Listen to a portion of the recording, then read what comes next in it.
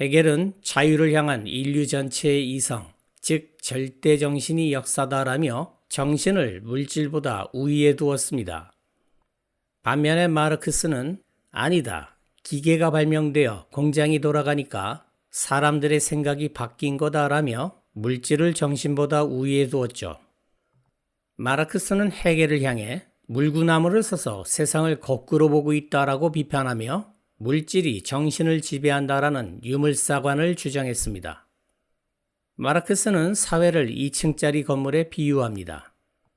1층인 하부 구조는 먹고 사는 법과 누가 주인인가 같은 물질적인 요소로 구성되어 있죠. 2층인 상부 구조는 법, 정치, 종교, 도덕 같은 정신적인 요소로 구성되어 있습니다. 1층이 바뀌면 2층은 알아서 바뀐다라는 게 마르크스의 주장이죠. 예를 들어 밭을 소가 갈던 시절에는 부모님께 효도하고 왕에게 충성하라는 도덕이 2층에 자리 잡고 있었죠. 그래야 농경사회가 안정적으로 돌아가니까요. 하지만 기계가 도입된 자본주의 시대에서는 2층의 도덕이 충효보다는 계약과 효율로 바뀌었습니다. 밥 벌어먹는 방식이 바뀌니까 생각하는 방식도 바뀐 거죠. 마르크스는 1층에서 밥그릇을 빼앗으려는 자와 지키려는 자 사이에 계급투쟁이 일어날 때마다 역사가 한 단계씩 레벨이 올라간다고 주장했습니다. 원시공산제, 고대 노예제, 중세 봉건제, 근대 자본주의, 공산주의로 이어지는 끔찍한 갈등은 새로운 세상을 만들기 위한 역사의 진통이었다는 거죠. 헤겔이 역사를 정신적인 자기계발서로 읽었다면 마르크스는 역사를 돈을 기록하는 가계부로 읽었던 겁니다. 여러분은 이 예제를 먼저 풀고 난 뒤에 강의를 들어야 독해력을 키울 수 있습니다. 첫 문장을 볼까요? 시간을 15초 드릴 테니 이 글의 핵심어와 주제, 뒤에 나올 내용을 짐작하여 간단하게 메모하세요.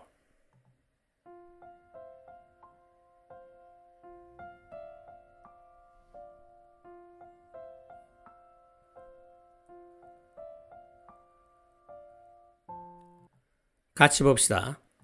카를 마르크스는 역사에 대한 혁명적인 관점을 제안했다. 유물사관이라 불리는 관점을. 이것은 인간 역사의 근본적인 동력이 절대정신이나 추상적인 관념들이 아니라 물질적 생산 조건들이라고 주장한다. Historical Materialism을 직역하면 사적 유물론이지만 보통 유물사관이라고 번역하죠. 절대정신은 헤겔이 주장한 것으로 자유를 찾아가는 인류 전체의 이성을 가리키는 말입니다. 절대정신은 관념 속에서만 존재하는 정신적 개념이죠. 어쨌든 핵심어는 Historical Materialism. 주제는 유물사관이란 무엇인가? 뒤에 나올 내용은 유물사관에 대해 자세하게 설명하지 않을까요? 문제를 봅시다.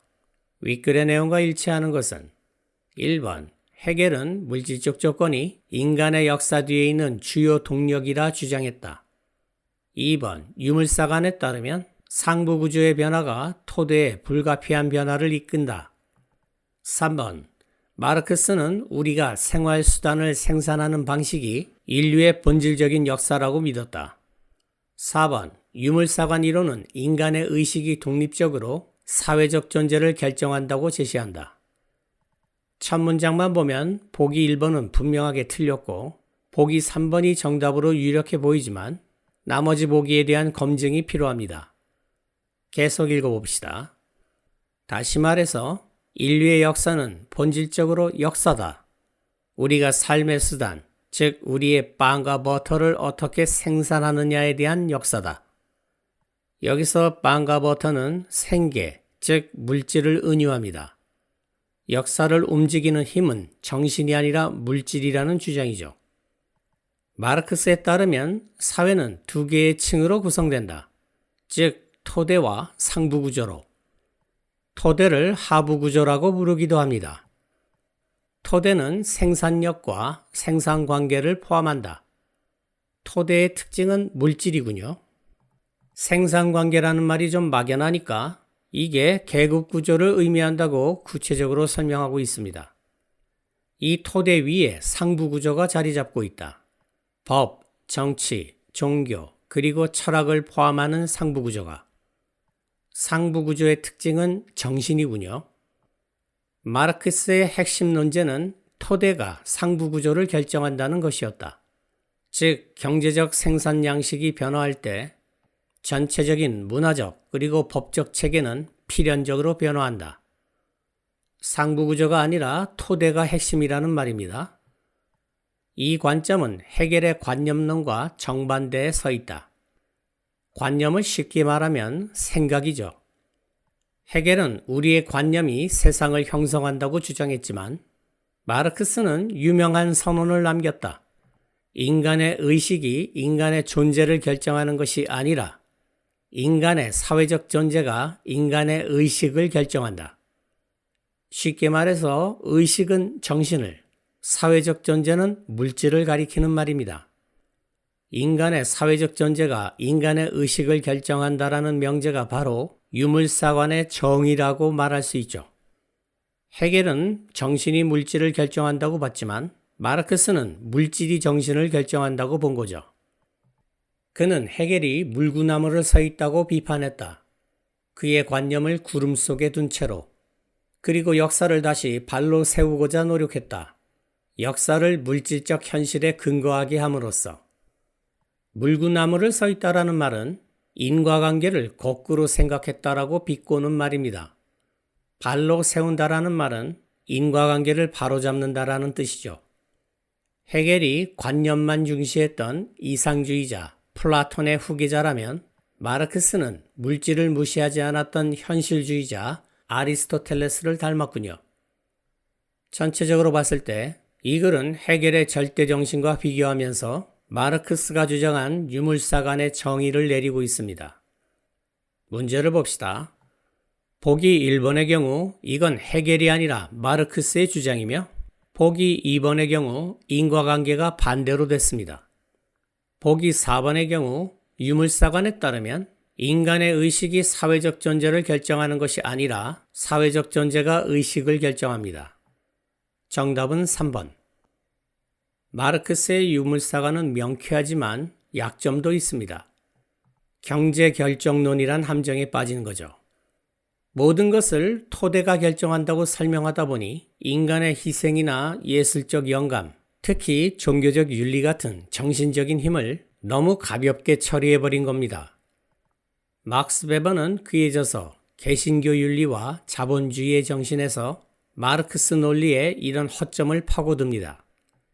마르크스가 자본주의에서는 사람들이 돈을 벌기 위해 어쩔 수 없이 성실해진 거야 라며 정신보다 물질을 우위에 뒀다면 베버는 아니지, 사람들이 성실하게 돈 버는 게 신의 뜻이라는 종교적 윤리 덕분에 자본주의가 나타날 수 있었던 거야 라며 물질보다 정신을 우위에 둔 거죠.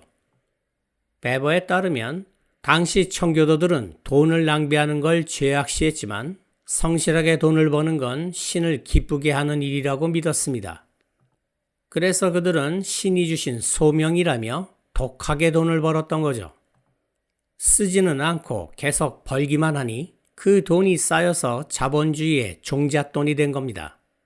생각이 경제체제를 탄생시킨 엔진이 된 거죠. 이건 마치 닭이 먼저냐 달걀이 먼저냐라는 싸움과 비슷해 보입니다. 마르크스는 배가 불러야 딴 생각도 하는 법이다 라고 주장한 반면에 베버는 무슨 소리냐, 어떤 생각을 하느냐에 따라 배를 불리는 방식이 달라지는 법이다 라고 반박한 거죠. 돈 때문에 고통받은 경험이 있는 사람은 누구나 물질이 정신을 지배한다라는 마르크스의 통찰에 격하게 동의하겠지만 역사가 어느 한 가지 힘으로만 움직인다고 생각하기는 어렵습니다. 그래서 김이 좀 빠지는 말이지만 물질과 정신이 상호작용하며 나아가는 게 역사다라는 주장을 무시할 수 없는 이유입니다.